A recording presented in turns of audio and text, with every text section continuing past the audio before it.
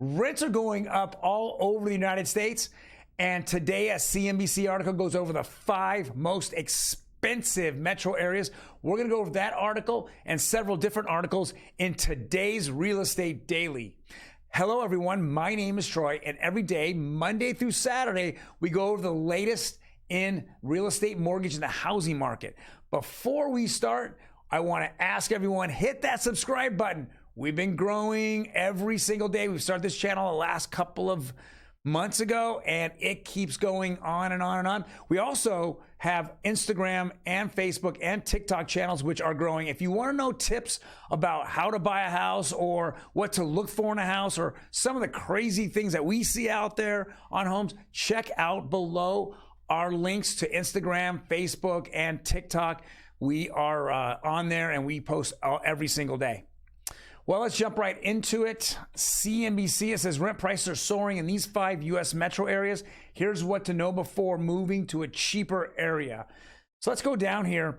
So 5 U.S. metro areas with the most expensive monthly rents: Los Angeles, Long Beach, California. Long Beach has been growing and growing. It's a really actually old city that's right off the beach, but it's a very large city. There's a big port there. But what I think is happening is Cal State Long Beach is becoming the most affordable, yet I'll call it medium to higher in education colleges out there. And I'm just seeing more and more people flock in there. It has a little bit of revitalization. There are certain neighborhoods that aren't good, but there's a lot of good neighborhoods that have really kind of are a lot more modern and have now hit like the $1 million+ mark. So I think that rents continue to go up there just because of that issue. Now, Anaheim might be a little bit different.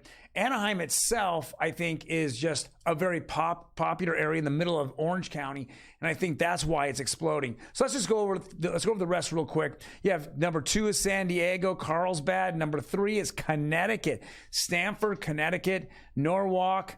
Wow, they're saying that rents are $43.52 a month. Damn. The last 2, of course, are in California. So 4 to 5 are in California. You have San Jose at 4,300, Oxnard, Thousand Oaks, which is just north of Los Angeles County at 42. So really, if you really look at it, you can't get anywhere pretty much in Southern California on an average of $4,300 to $4,500. This is the craziness that's out there. I really feel for people that are really looking, and that's why the movement outside of California is huge. People are leaving this state in droves. Next article is basically connects the dots. California rents could skyrocket 10% more. Blame inflation. Of course they can go up more. There's just too many people here. And even though, like I just said, people are leaving California, the people who want to stay, more and more of their income is allocated towards rents. This is the reason why we've been preaching now for the last 10 years. Rents will do you well when you're younger and when your amount of income coming in is lower. But if you're building that nest egg, get into a house. It's a stable mortgage payment. Usually everyone's in a 30-year fix. And if you bought a house in the last 4 or 5 years, you're in a 30-year fix. So it doesn't matter what inflation is. Your mortgage payment is the same every single month. Your property taxes are usually the same every month. You know, the only thing that's gone up dramatically with me is my insurance. And it's not that I had any claims. It's just that insurance as a whole has exploded the last 2 years.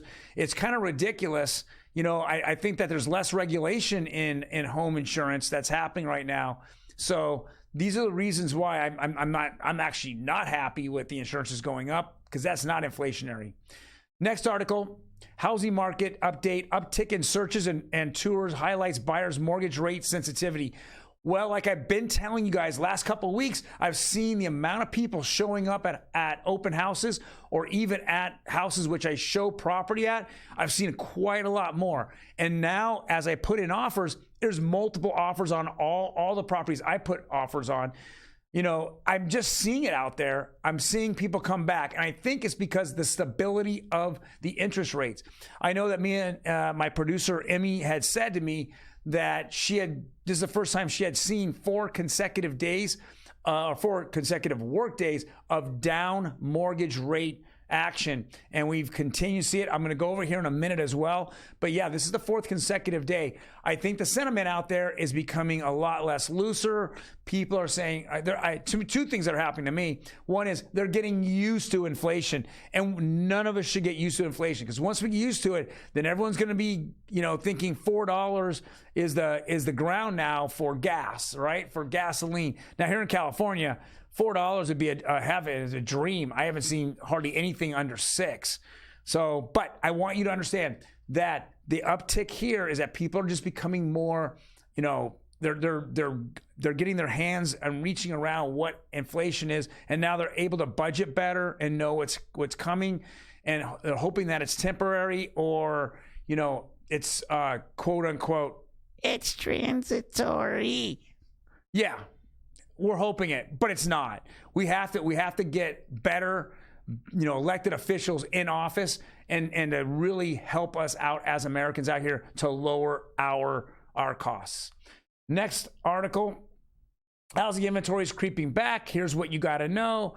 Buyers and sellers need to know. One thing I would do is if I'm out there looking for a house with my real estate agent as a buyer, I would see if there's a property that's been on the market for a little while. There's a lot of things that I couldn't get the last 3 years that now I can ask for. Repairs is one of the most important things. And I know that more and more sellers are more open to doing repairs or giving credits to buyers when they see that home inspection report. I know 12 months ago, I've asked for repairs and I just got that boom, rejection stamp written all over my request for repair. I knew that if we walked away, that just the amount of time we're in escrow, they probably can get more money for it. And there's going to be some other buyer behind us that's going to actually pay without asking for any repairs. So I know if the worst case I can do is ask and their worst case is they can say no. If I can get away with it, I can get a few bucks from my client, but at least I ask. Today, it's a little different. Today, the housing market is getting a lot more stable, and between the buyers and sellers, they're on more of a level playing field that we haven't seen in the last month or two.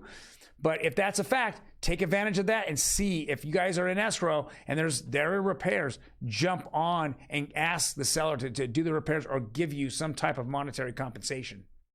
Last article here is the rates itself.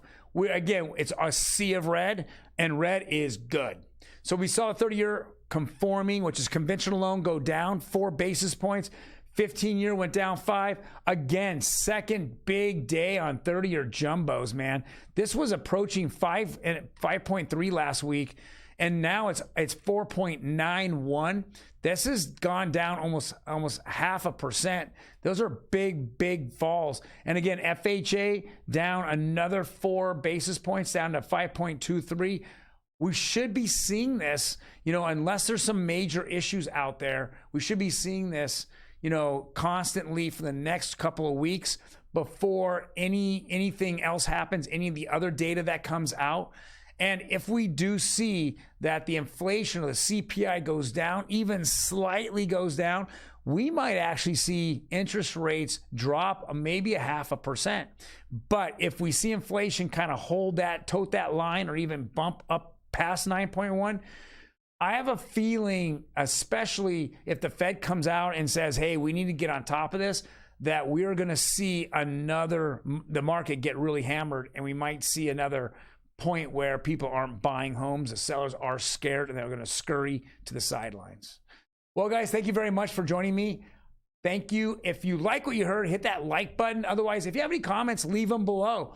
I know that, every day there's a typically a large issue that could happen in the world. I mean, today, Nancy Pelosi, under a little bit of a conversation that Biden had with their, president in China, saying that he might shoot down planes. That could have caused a huge issue with the markets if that actually happened. I'm not going to downplay, someone dying, but with us on the real estate side, this could have really crushed the markets if something really happened. But as I predicted, it wasn't going to happen because China has enough issues in their life to drag anyone in a war on top of it all. But guys, these are things that happen on a daily basis, and they're called black swan events. Know that term, because if they happen, the market will turn and pivot within 30 seconds. That's the big deal. So if you're looking for a home right now, keep looking, get out there, lock in your rate, and get in with these lower rates. All right, you guys, have a good day, and I will see you tomorrow.